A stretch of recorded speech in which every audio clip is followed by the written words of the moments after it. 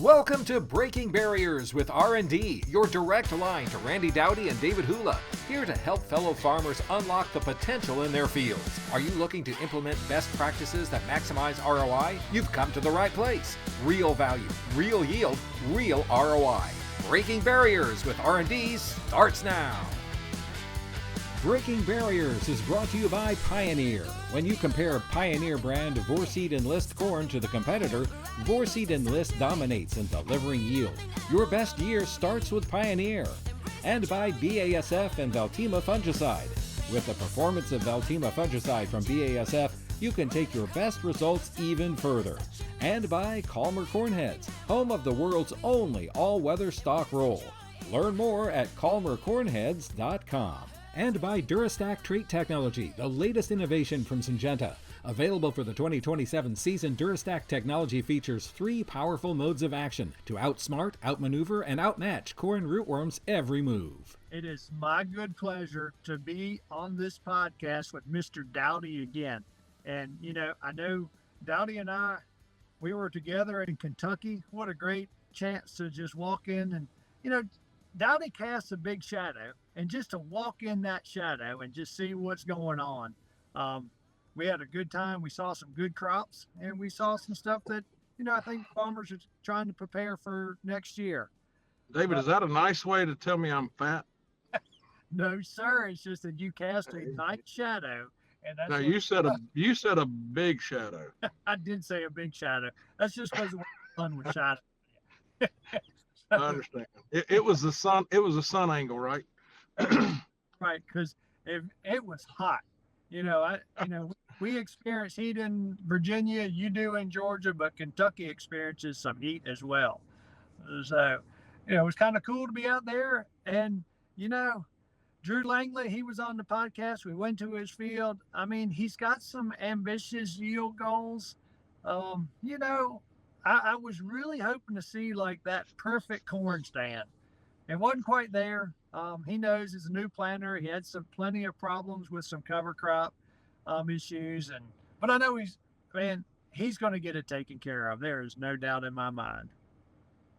Yeah, there's no doubt, David. He's the guy that he's a force to be reckoned with year in and year out. And unfortunately, he did have a little bit of cover crop issues that gave him a challenge for planting. Got a little large, got wet. I think he had 16 inches of rain. Is that what he said? Yeah.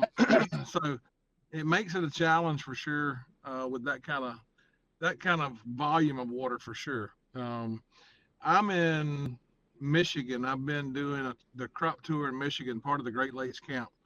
I've been in Michigan the last 2 days, and really looked at all day yesterday, and it was hot in Michigan too. I think we were 93, 94 actual, and it was humid.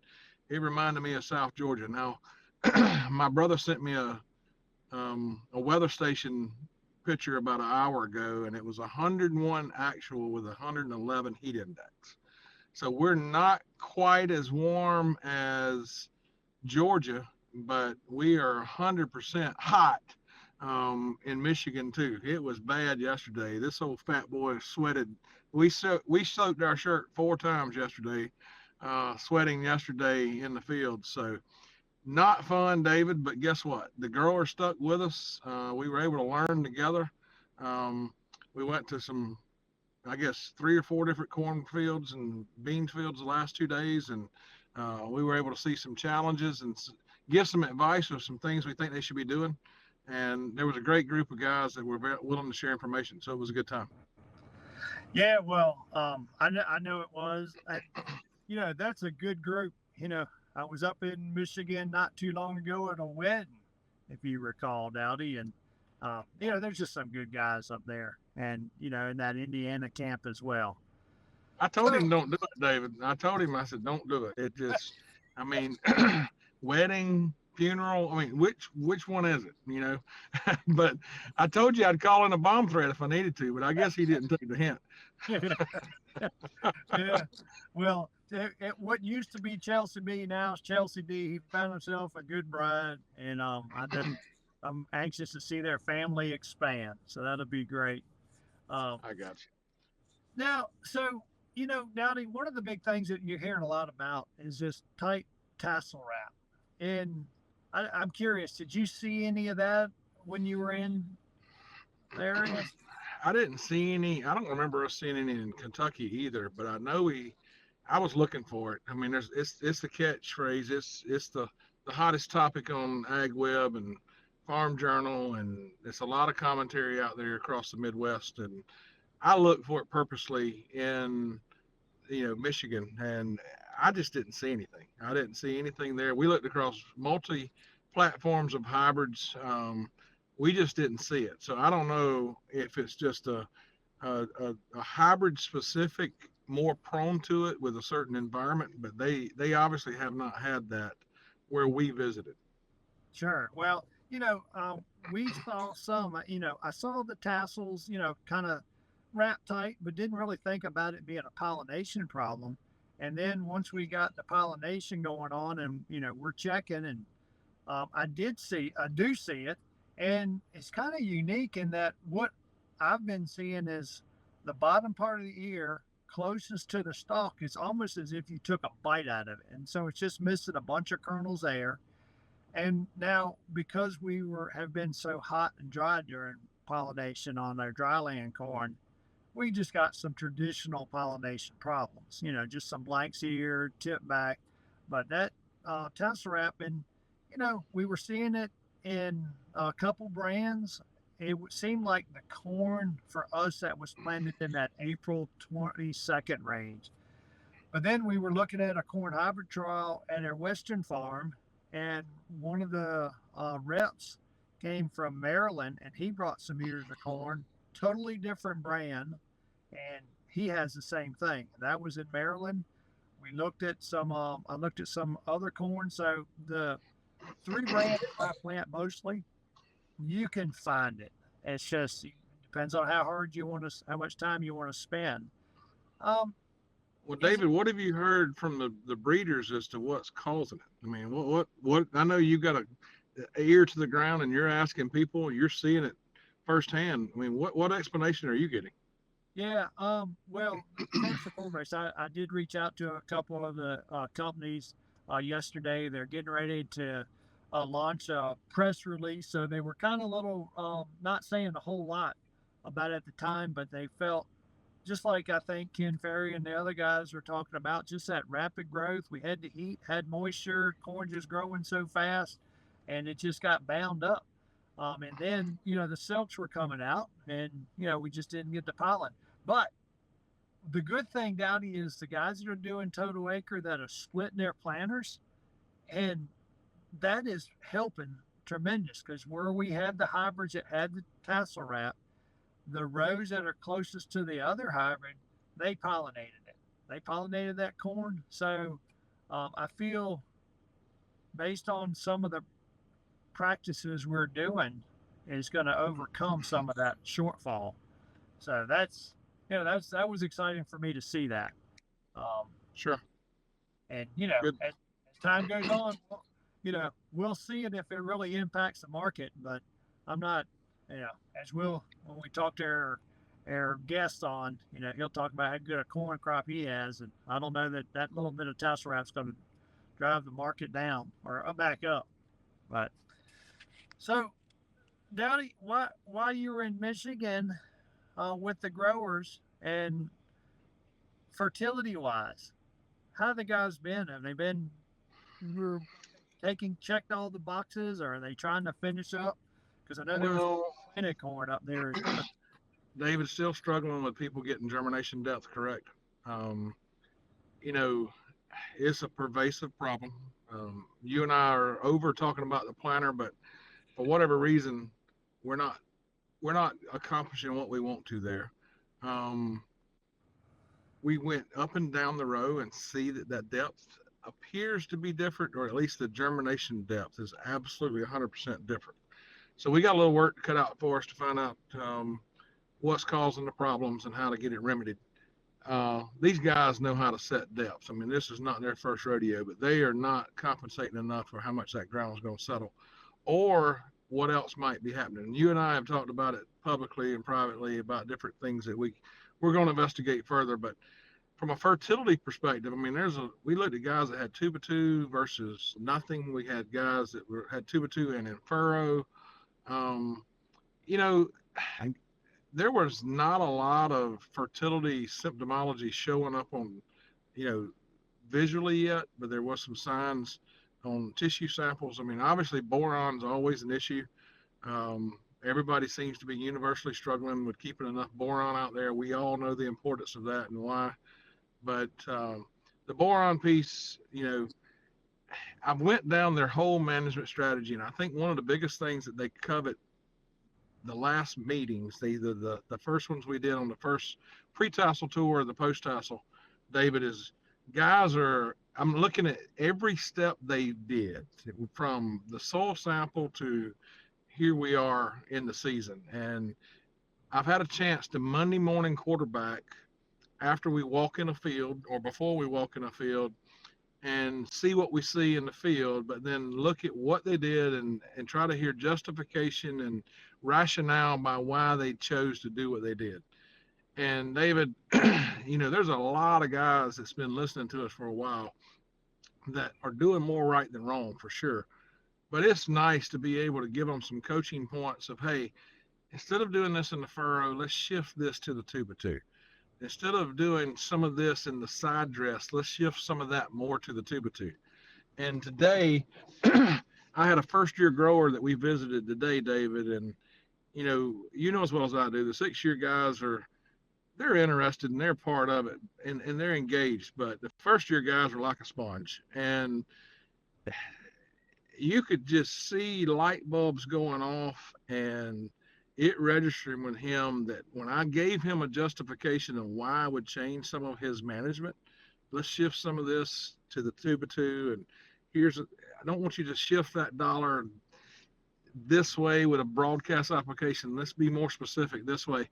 David, they really appreciated the time we spent kind of Monday morning quarterbacking in ways that they should try things next year.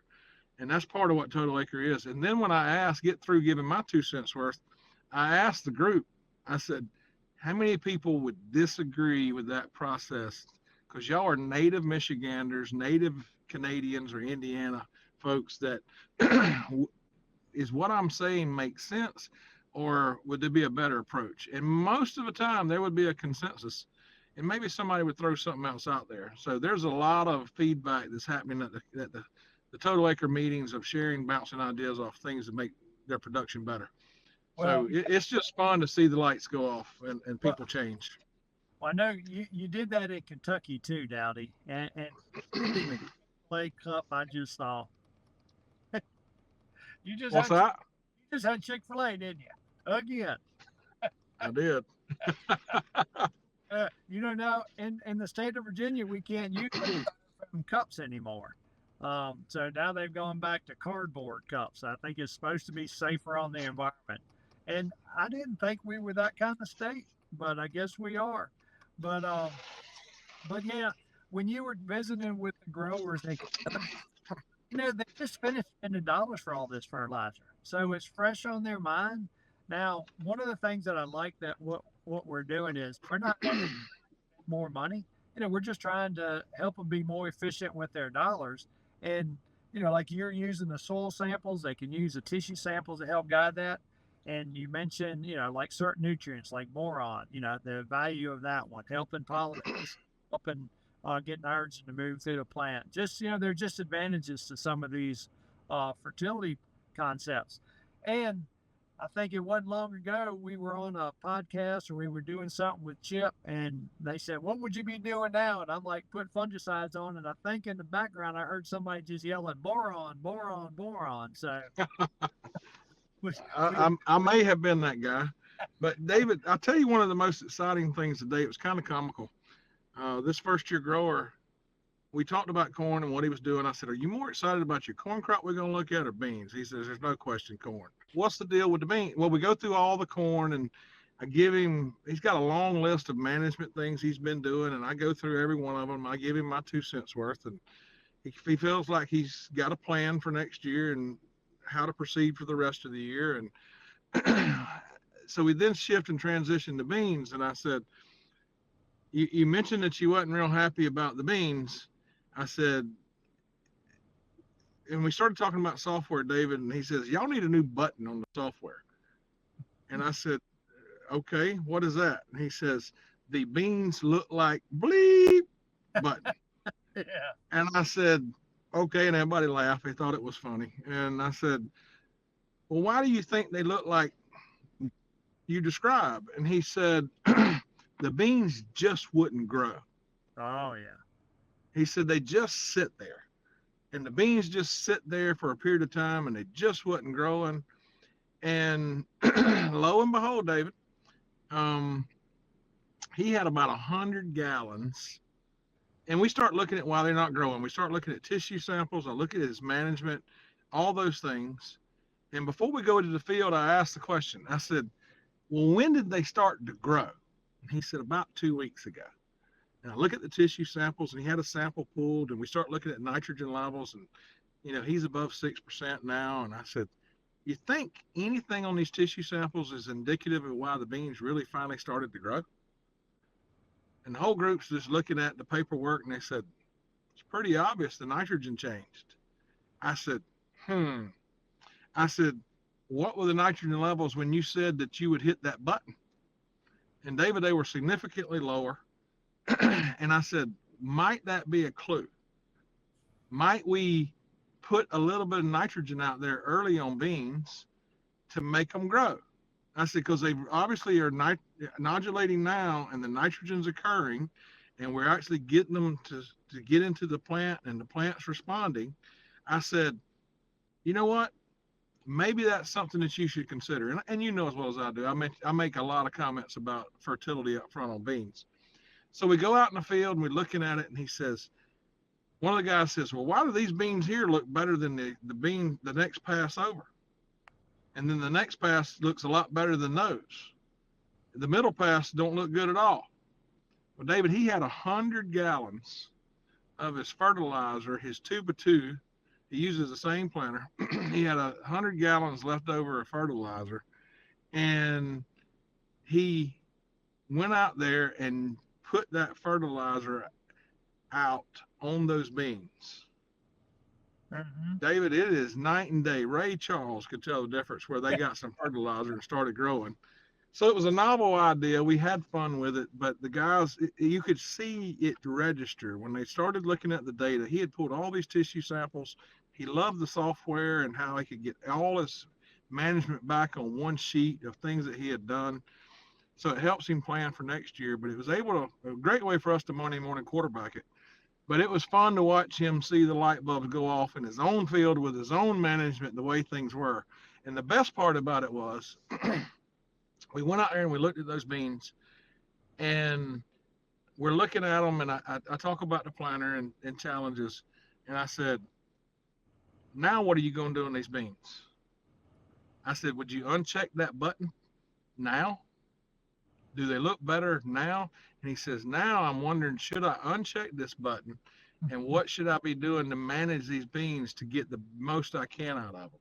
And I looked at the group. We had a consensus. We gave advice. But I think the guy's going to take our advice, and he's now going to go out there and manage these beans, David. And that's truly what Total Acre is all about. It's the encouragement locally from other growers, not just learning from me and you, but the data helps them. And it's fun to watch these new guys be a part of this. And I can't wait to the next 7. We got a grower from, Nebraska that's going to be with us today, Brian Herbeck. And he's our camp host. He's been a part of the group for quite a period of time. And Brian's a progressive grower, does well, good camp host. And, he's been a friend personally and or with Total Acre. So I'm looking forward to the next segment, David. And I appreciate you helping organize that piece today. It's always fun to be around good people. So before we get on with Brian Herbeck, Dowdy, I just had a novel thought for growers. And I just kind of want you to see what one of my thoughts were. With corn rootworm costing farmers up to $1 billion a year, you need the right strategy. Introducing Durastack trait technology, featuring 3 powerful modes of action to strike corn rootworm at full force, outsmart, outmaneuver, and outmatch their every move with the industry's first triple BT protein stack built for corn rootworm control. Take back your yield potential. Make your move at Durastack.com. Available for the 2027 season. Veltima fungicide outyields the competition by an average of 7 bushels per acre. But you've never been average. The only competition that really matters is you versus you. And with the performance of Veltima fungicide from BASF, you can take your best results even further. Beat your own record. Get every bushel you deserve. And make this your best season yet with Veltima fungicide from BASF. Always read and follow label directions. Farmers, let's talk Pioneer brand Vorseed Enlist corn. Yes, Coach! Wow, love the energy. Okay, it clobbers corn rootworms and weeds for higher yields. Yes, Coach! And Vorseed Enlist delivers next-generation corn rootworm protection. Yes, Coach! Plus powerful exclusive genetics and flexibility to manage tough weeds. Yes, Coach! Now get out there and grow! I guess being a Pioneer agronomist is like being a coach. Start your best year yet at pioneer.com/rootworm. Calmar Corn Heads produces the world's only all-weather stalk rolls. The BT Chopper's deep intermeshing, razor-sharp blades not only cut and chop corn stalks into confetti-like pieces, but also shear stalks into 2 halves, exposing the pith. This results in accelerated residue decomposition, easier planting, and higher yields. Call Calmar Corn Heads today to upgrade your corn head with the BT Chopper Stalk Roll at 309-629-9000 or visit us online at calmarcornheads.com. As growers, we always have to try to figure out, are we getting ready to spend money wisely? Well, we spend a lot of time getting the right hybrid in the right environment. We spend time working on a planter. We get the planting done, we control their weeds, we control their insects, and then we got the fertility out. Then there's that last quarter that growers, sometimes they lack experience, sometimes they're just tired of spending money and trying to figure out, well, do I need that fungicide? Now, if you're in an area where you got tar spot or you're getting southern rust, that's a no-brainer. But for most of us out there, I just had a novel idea. Put your vehicle in park, and then there's a thing right here called a handle. Open the door, step out, That's it. and then walk in your field to see what you have going on. So we're getting ready to do that. We're going to walk in and we're going to talk about what the crop looks like and whether it's something worth spending more money. So I'm getting ready to spin my phone around. So, like, we're walking into some dry land corn, trying to get past the headlands to get into the rows. We've got a lot of things we can look at, and there's some issues that growers need to also pay attention to. One of them is sprayer blight. Oh my goodness, ran over some corn here. Well, one of the good things about where you got sprayer blight, that means you can look at your crop and you don't have as much or as many corn leaves to deal with. Don't know what hybrid this is, didn't spend much time, but we're going to talk about, do we have a disease, insect here? I'm going to tell you no, because we came in with some late season easy drops and probably wasn't as efficient with it and burned some of the leaves. Other things we want to look at is we did make a fungicide spray on this corn about 2 weeks ago. We used some Veltima, and we also included some Besiege out there. And you'll see that, the leaves in essence are disease-free. That's the goal. Now, if you also look down in here, you can see where we might have had some spider mites. This is a dry land environment. You turn the leaf over and you can see where we probably had a few little of the webs there. And we sprayed and, we took care of those. We stopped it. But unfortunately, that was something that was missed earlier. Should have taken care of it earlier. And then, let's start shucking back. Now, I know that there's been a lot of talk about, do we have tight tassel wrap? So I'm going to sit the phone down and shuck some of these ears back. All right, I said I was going to shuck some ears back. I know that's what everybody wants to see. But I wanted to talk a couple things before we looked at some ears. They talk about that tight tassel wrap. This wasn't a problem in this particular field. We did have that problem in some of our corn that was planted around the April 22nd date. And, I by no means a plant physiologist. I'm going to leave it up to the experts. And you've heard Ken Ferry talk about it, as well as the universities. And I'm anxious to hear what the seed companies have to say. But I've seen it in multiple hybrids, multiple brands, and in multiple states, not just in Virginia, but during our crop tours at Total Acre. We'll be seeing it, I'm sure, later on. But looking at the corn, you can see we got some ears, and I'm going to move over where we stuck some ears back. Get rid of a couple leaves here.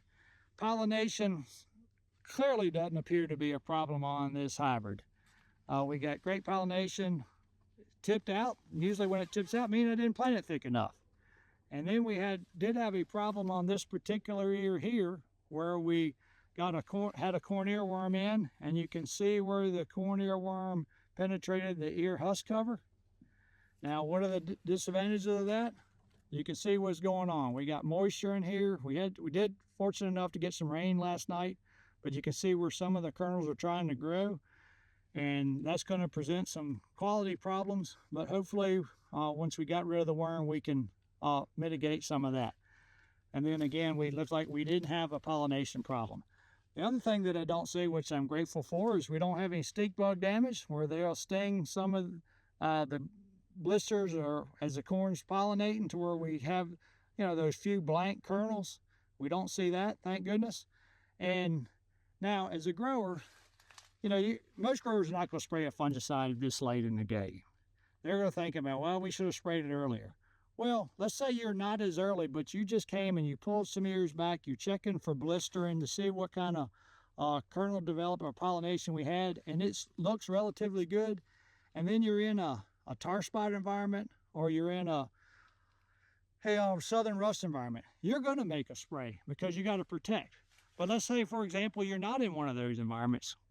How do you determine whether it's something worth making that application?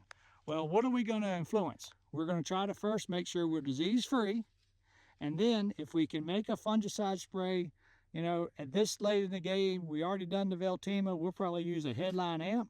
We want to make these kernels heavier, and in doing so, we're going to make sure these leaves stay green longer, have a nice green stalk, and then that puts more energy into the kernels. So if we can pick up a half a pound or a pound more test weight, that's a bonus. The last thing I want to say about green stalks, particularly in guys where residue management is a problem, then green stalks, when you harvest it and you have a green stalk, that stalk is going to deteriorate or decay much faster than those that were not green. So just a couple little tips.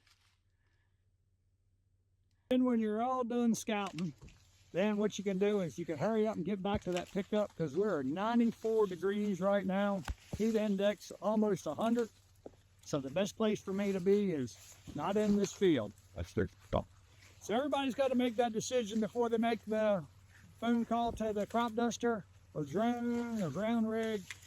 Make sure you make a wise one so you can spin your dialers as most efficiently as you can, because corn is not $6 anymore. Calmar Corn Heads produces the world's only all-weather stalk rolls. The BT chopper's deep intermeshing, razor-sharp blades not only cut and chop corn stalks into confetti-like pieces, but also shear stalks into two halves, exposing the pith. This results in accelerated residue decomposition, easier planting, and higher yields. Call Calmar Corn Heads today to upgrade your corn head with the BT Chopper Stalk Roll at 309-629-9000 or visit us online at calmarcornheads.com. Farmers, let's talk Pioneer brand 4-seed Enlist corn. Yes, Coach. Wow, love the energy. Okay, it clobbers corn rootworms and weeds for higher yields. Yes, Coach. And 4-seed Enlist delivers next-generation corn rootworm protection. Yes, Coach. Plus powerful exclusive genetics and flexibility to manage tough weeds. Yes, Coach. Now get out there and grow! I guess being a Pioneer agronomist is like being a coach. Start your best year yet at pioneer.com/rootworm. Veltima fungicide outyields the competition by an average of 7 bushels per acre. but you've never been average. The only competition that really matters is you versus you. And with the performance of Veltima fungicide from BASF, you can take your best results even further. Beat your own record. Get every bushel you deserve. And make this your best season yet with Veltima fungicide from BASF. Always read and follow label directions. With corn rootworm costing farmers up to $1 billion a year, you need the right strategy. Introducing Durastack trait technology, featuring 3 powerful modes of action to strike corn rootworm at full force, outsmart, outmaneuver, and outmatch their every move with the industry's first triple BT protein stack built for corn rootworm control. Take back your yield potential. Make your move at Durastack.com. Available for the 2027 season. All right, it is our good pleasure to have King David. I need to be respectful, David. I'm sorry. But have King David here with us, and a good friend of ours and camp host in the great state of Nebraska. Brian Herbeck, it's a privilege always. I tried to call you back the other day. I hope you saw that, and I sent you a text. I know we've been playing a little bit of phone tag there, but it is good to see your face and have you be a part of this podcast with us. I think David might be going your neck of the woods in a couple of weeks. Is that right? Yes, sir. Yeah. I'll be out there. I'm not the first part, the week of the 11th. I'm not sure if I'm going there first or if I end up in Ohio, but that week of the 11th, people need to stay tuned in on Total Acre and see where I'll be. Yep, it'll be a good time. What is that I see in the background? Is that a big elk? Oh yeah, that's what I'm talking about. Did you kill that or the wife? That is actually the wife. So now we're talking. She's showing me up. Yep. Now we're talking. What part? Where did she kill it? That was in New Mexico. A couple years ago. Actually, just got it back here not too long ago, and got it stuck up here in the office. So good deal. Kill it with a bow, a rifle, muzzleloader, or what? Bow. Yep, that's pretty much all we do is archery hunt. So that's even better. You're gonna be the power couple of Total Acre. You got all these husband wives that hunt on the outdoor channel, and we're gonna let Brian and his wife be the power couple to do that. Brian, it's a good pleasure to be here. I obviously did the Nebraska, the first pre-tassel tour. Things were in good shape. A lot of good growers there that we got to visit with. It's always a good time to see. Nebraska was our first inaugural camp way back, and there's a lot of growers that have stuck with it. Looking forward to going out there for sure. The weather had been pretty friendly to you guys. I know y'all had got some timely rains, etc. When I was visiting and when I had been there before. What's the weather been like since? And obviously you guys have the ability to make it rain. Kind of what's going on in Nebraska? Well, good pleasure of mine having you guys invite me on here. I really do appreciate it. Just kind of share our story here, but the weather has pretty much stayed the same. We've been getting good rains every 4 or 5 days, steering clear of the wind and hail for the most part. We've got some circles that we haven't even started up yet. Absolutely unheard of for us in our part of the country. So the good Lord has absolutely blessed us. So we're pretty hot. You're doing your part to keep the price down. I'm doing my part to raise the price back up. I would say, but it's time for you guys to pony up, because we've been in the back burner here for quite a while, and we're ready for a good crop. We're needing one. Well, when you say you hadn't even turned the pivot on, what that tells me is your dryland corners and your non-irrigated ground is probably looking as good as it has ever before. Yeah, it is. We've got our operation, about half of our operation is dry land. So we depend on the good Lord a lot on that part. And it's going to be, there's a lot of good corn out there on these dry land acres. and really helping us out with fuel costs and everything else on the irrigated. And we've been getting, for the most part, good sun during the day and just those good ordered rains at night, so. Well, Brian, I think there's a risk today of a derecho, if I saw it right on the Weather Channel. I hope everybody is spared from that. I know there's been some chatter about some strong winds going across the Midwest, but there's a lot of topography challenges there, obviously, in Nebraska. I mean, it's not all just flatlands. I mean, there's definitely some hills, but with the rain that you have today and just thinking about how much longer you have on the crop, moisture, subsoil moisture today, how many more weeks of rain or weather, good weather like you've had, do you really need to really maximize this crop? You got 3 or 4 more weeks. What are we looking like? Right now, and right where most of our farm is here, we're looking pretty good. I actually think we could finish this crop out and be very strong just where we're sitting, especially with a little bit cooler weather that's coming. If we could squeeze another inch and a half of rain here in 2 weeks, that'll take us to the end for sure, and probably have some of the better crops that we've seen. David, that's cheating. That is cheating in the most fundamental way I know how to describe it. We get 5 inches from a hurricane, and in 5 to 7 days, we better get some more rain, and we're going to turn on pivots. It's just the way it is. So I'm proud for you guys. Y'all have been kind of punched in the mouth a few times here the last 2 or 3 years. And, if anybody deserves it, I mean, Nebraska has paid their dues, as you mentioned earlier. Yeah, we're ready to harvest some dryland corn for once. This will be 3 years going in the making for us on some of our acres. So now we just need corn prices to go to $7-8, and we'll really be sitting in a good seat.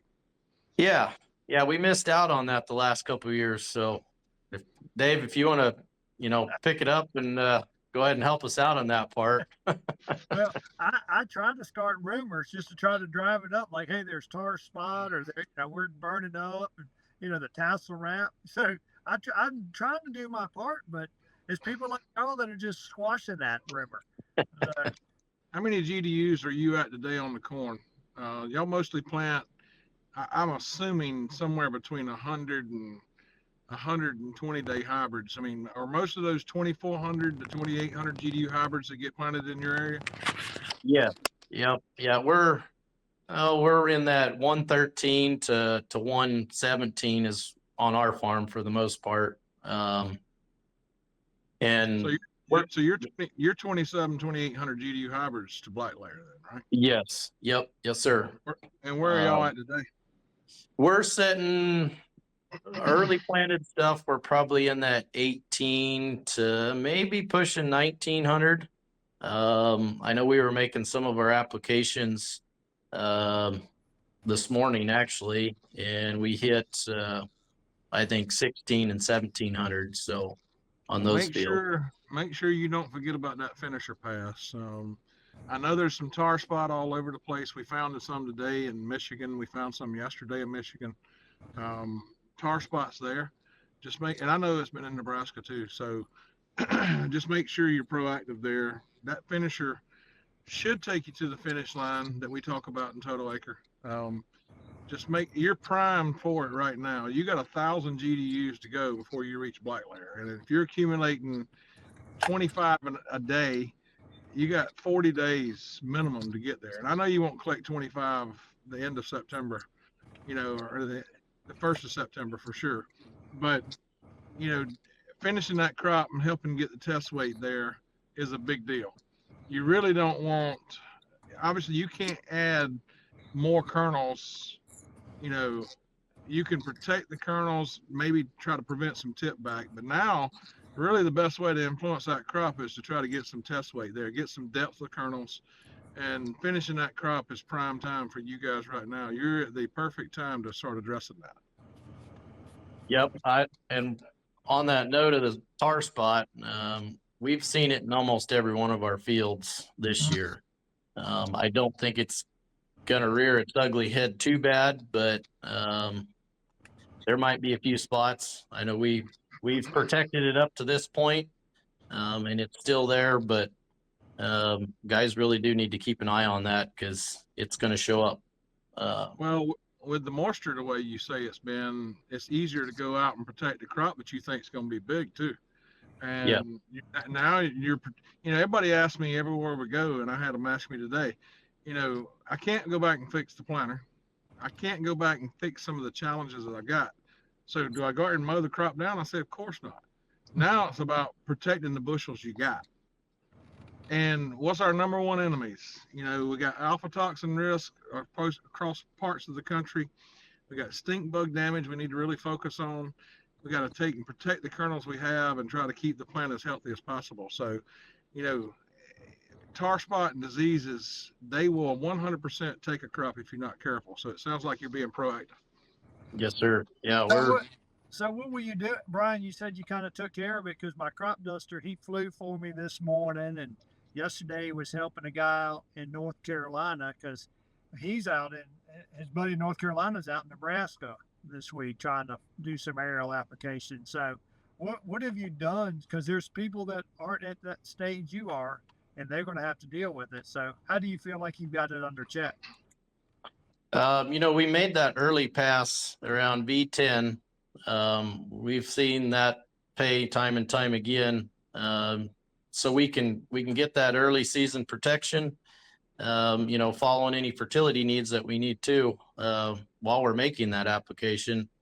And to me, it kind of buys me a little time, because we do have the aerial guy do most of our acres, and we can kind of miss that hot and heavy time frame that everybody else is flying, which is right now or this last week. And now we can come in and kind of finish that crop out with that later application. And we might end up making another pass here on some of the fields that we're trying to push. But, just keeping that, like you always say, just that relay effect, don't let that crop stop and keep it going. Any intercropping this year, Brian?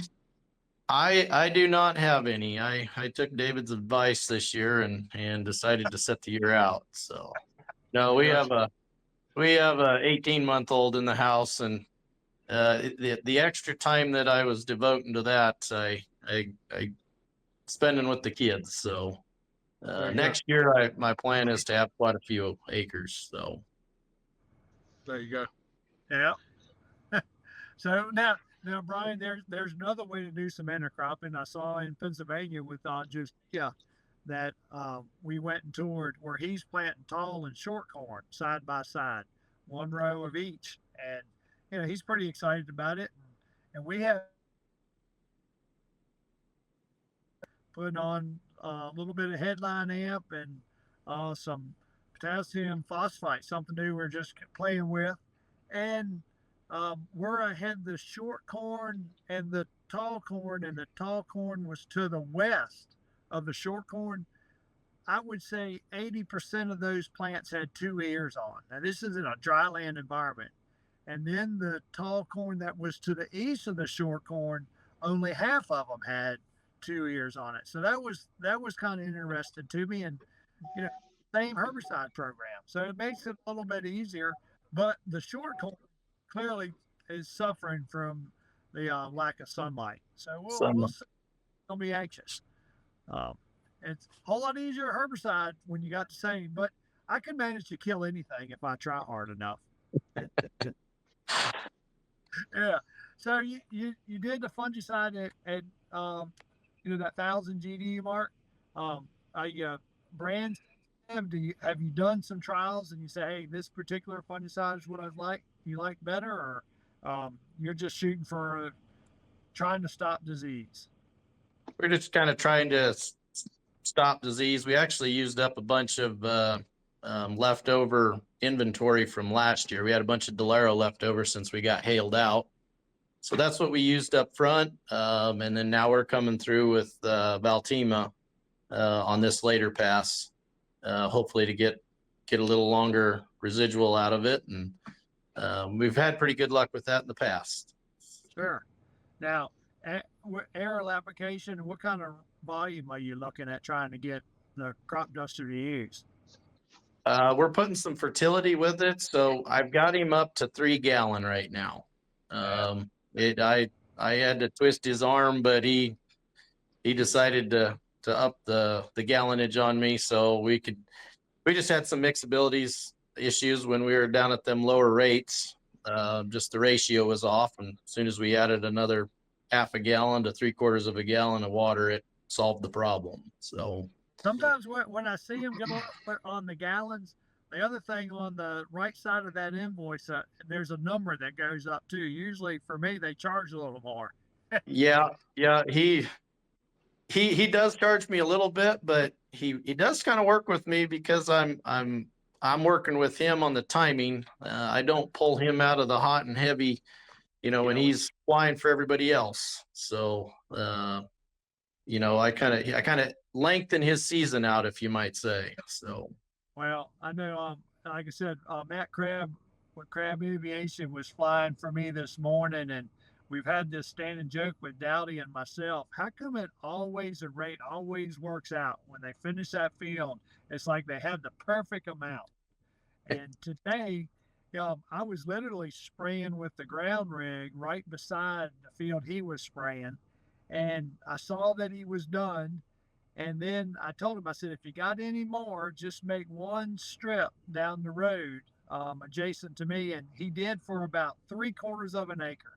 That's how close it was. So yep. He told me to be sure to tell Dowdy that, hey, it all worked out just perfect. So, there you go. Hey, well, David, I'm got to go hop on an airplane. I am headed to Illinois to go look at some crops in Wisconsin and Illinois the next 2 days. And I've got to get on an airplane, but I appreciate you guys letting me be a part of the first half of the show and this first segment. David, it's always good to be around you and hear from you and talk to you. You've been a dear friend. Brian, good seeing you. Keep pushing. Tell everybody in that group I said hello. Tell Bob, don't make too high yielding beans. I know he's the reigning champion of total acre and the bean side. Well, I guess Alex technically is, but he's doing very well in Nebraska for sure. So, guys, I'm gonna have to sign out, but it's good talking to both of you. Keep pushing. We'll talk soon. All right, travel safe, Dowdy. Take care. Yep. Be careful.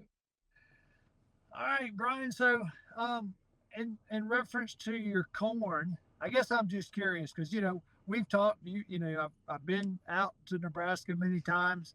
What have you done different this year? I know y'all been dry in the last couple of years, particularly in your dryland corners, but every year's different. So, how did you prepare for 25 a little different than previously?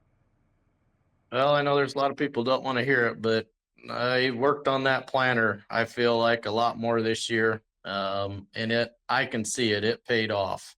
Kind of took a little advice from Alex, actually, about replacing almost every moving part on his planter every year. And boy, I thought he was crazy for saying that. But, when you get down and you start picking it apart, to get it right, it's pretty much replace everything that'll move. And again, this year we seen the benefit of it, and hands down, it'll be in the shop every year now, and break it down and do it right. And that's probably the best money spent for me this year. We got good emergence, and we've been talking about the planting depth a lot. Hopefully you see that when you come here in a week or two in the part of the country that you're going to be going to. But I know on my farm, for the most part, we finally checked that box on almost every acre.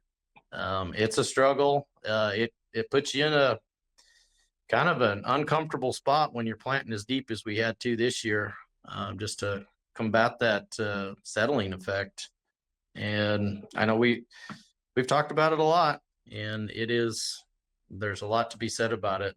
So when you were planting your crop, based on not just germination depth, but just actual seeding depth from the T handles and all. About how deep were you physically putting that seed? We had some, we were 3 1/4. We had, with everything new, we had 2 notches left on the bottom of our John Deere planter. So you know how deep that was. I mean, we were running out of clicks. And I even had, one of the growers here, that lived next to me, I went and checked some of the stuff he was doing, and I just kept telling him deeper, deeper, deeper. And, he did listen, and we can see the effect of it now. And that was a real eye opener to him and some other guys too.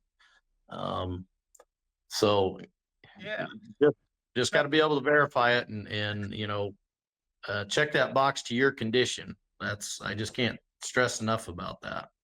now are you strip tilling, or do you have all full tillage or vertical tillage before you plant? We are strip till, pretty much 100%. We do some deep ripping, to fix some compaction here and there, but for the most part, we're strip till. This year we just did a spring pass. So our strips weren't quite as fluffy as they have been in the past, because a lot of times we'll do a fall and a spring, just to get our fertility out there. We were really dry up front and thought I was going to have to deal with the same problem we did last year, just planting in the dust. We planted a few fields, got some rain, and that just kind of set everything. Then we got into some good planting conditions. Sure, yeah, it's nothing better than, you get that strip, get a little moisture on it, get a little crust in there, and you don't get as much dry dirt fall in the trench, and you got a little bit better way to control your depth too, because you don't have that Kentucky windage. How much is it going to settle? So you kind of got a little bit of a head start, because when I was in Iowa, during the first crop tour, they did some spring strip tilling, and they were planting evidently in some powder, and he said he was planting deep, but they just had too much of that compression from the rain, and it was that 1.5 inch range, and everybody wants that 1.75 inches, preferably 2 inches. And so you're out there in your field. What do you see different this year where you've done the strip, where you done planting deeper? Is anything visual on the stalks? Yeah. Or anything Yeah. like that? We're seeing a lot less, earlier brace roots. We're and the stalk diameter is a lot better than we have been. A lot of our early season tissue numbers came in better. We still have some work to do on some of those yet, but yeah, just planting deeper, getting those roots below ground and letting them do the work has really benefited us. Yeah, well, y'all deal with wind too. I've been out there and the wind just blows because you don't have any trees to stop it. So No. you get that wind, you get a better stalk, and now you got a better chance for it to stand up. Whether it can withstand the ratio or not, but just the normal natural wind events, which is good.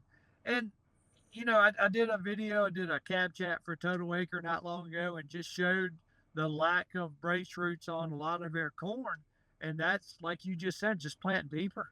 And then, oh, by the way, you plant deeper, sometimes like phosphorus levels might be higher on your earlier tissue samples. And, just some observation growers are making.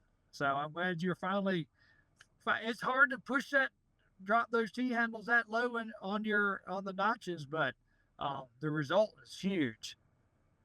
It is. I agree. It's one of those things you got to pay attention to, because you can't go back and fix that. That is set for the rest of the season.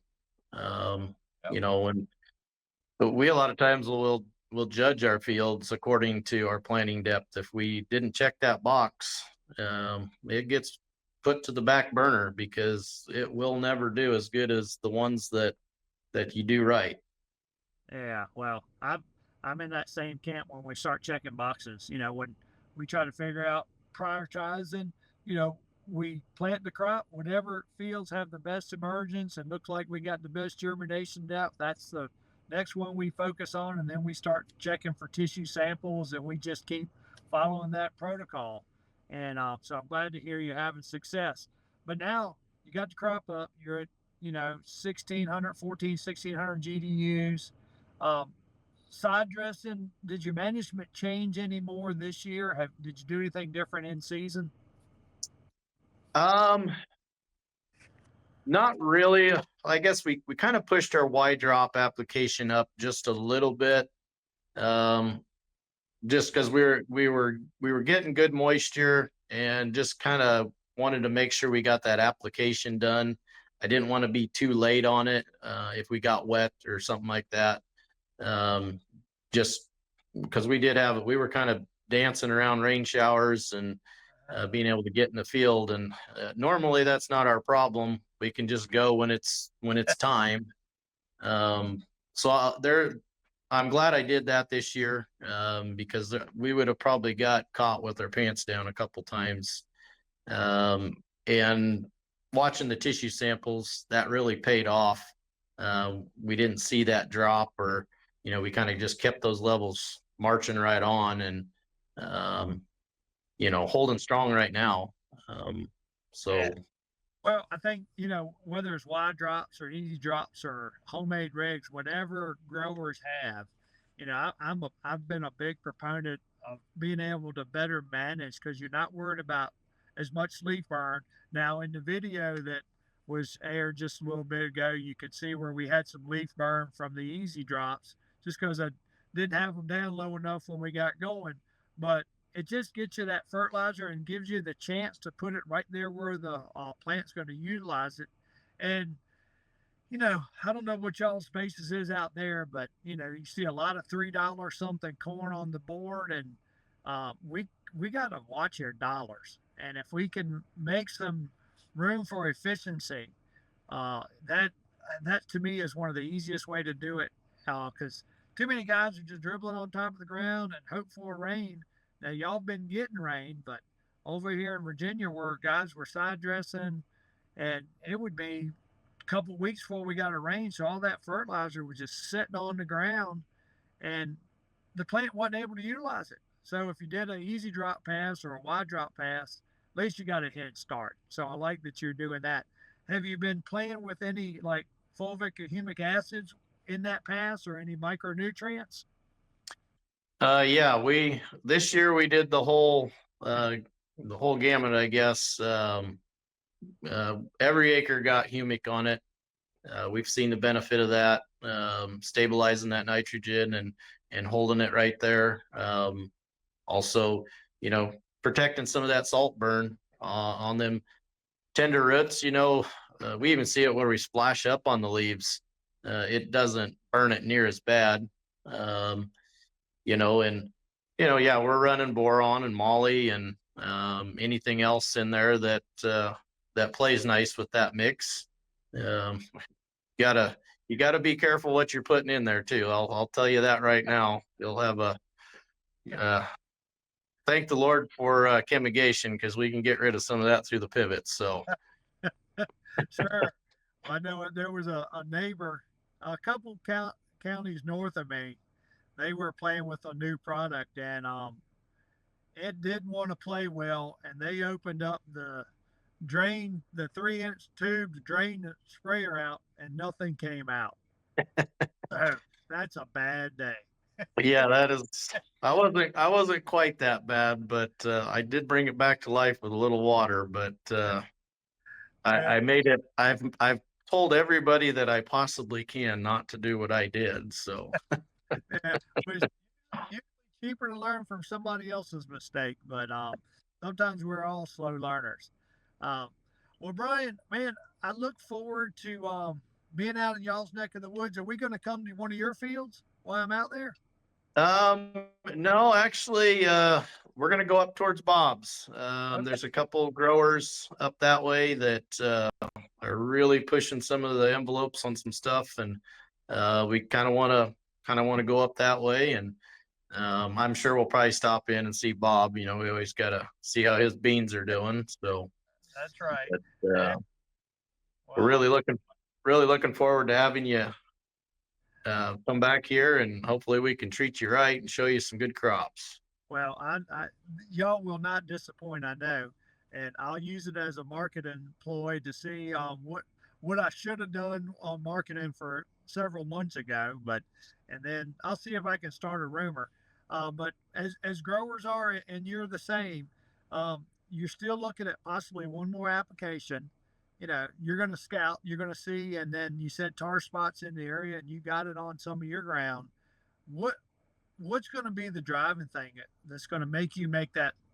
You said you're going to do one more spray, you might do two more. What's going to drive that decision for you?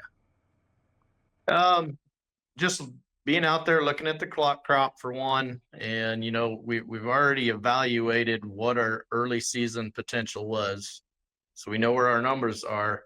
And if we continue to keep those numbers up, we have like you said, we have the ear count, we got the kernels length, all that, everything is there. We're going to continue to watch those numbers and push it and protect it, because we know that these late season applications can really add, like you say, a lot of test weight. There's a lot of hidden yield out there that a lot of us leave on the table, and I've found that out the last couple of years, that we call it the finisher pass. Yep. It's not for every field. I'll tell everybody that right now. There are certain fields that it doesn't deserve that attention. But if you know what you're looking for, and you have that potential, that application it makes sense, and it can put some extra bushels in your tank. And but you really got to know what's out there. Stock quality, it's got to be able to run the rest of the season. You got to have enough water too, to take us to that finish line. Like Randy was saying earlier, we've got I'm guessing probably 45 to 50 days yet to put something in that kernel and give us some extra test weight. So we have time to influence it yet. Yeah, as long as we can keep that ear leaf and the leaf below green, whether it's with fungicides, you said you're going to go with Veltima and help reduce ethylene. Watch your tissue samples, because we understand it takes NP and K and micronutrients to make bushels, and some of that's in the stalk, but some of it goes out in the grain, and that's what we want to focus on. And Preston Arrington down in Mississippi, they're picking corn now, and he's steadily getting 10 to 11 bushels per 1,000 of plants out there. He's knocking out of the park. He's been doing what you're talking about. He had the finisher pass and kept driving test weight, and it is clearly paying for him. And I'm just, it's always good when good people have good yields, and that's as a grower, we kind of focus on bushels. We also know we got to make money, but it takes bushels to help do that and be efficient with their dollars. So Brian, man, I really enjoyed you being part of the Total Acre with the podcast as well, Breaking Barriers with R&D, and being part of Total Acre. And you're a camp host there, so you get a lot of phone calls, and growers like to hear what you have going on. And I look forward to spending time with all those. So anybody that's wanting to come out, we'll be in Nebraska on the week of the 11th in August, and we'll be looking at a lot of good crops, both corn and soybeans. So Dowdy had to get on the plane, and I wanted to again thank our sponsors, and I hope the growers are gleaming a lot from this, and may God bless all the seeds that you have sown, and we need to be careful. So David out for Breaking Barriers with R&D. Thanks for joining us. We'll see you again soon for another new episode of Breaking Barriers with R&D.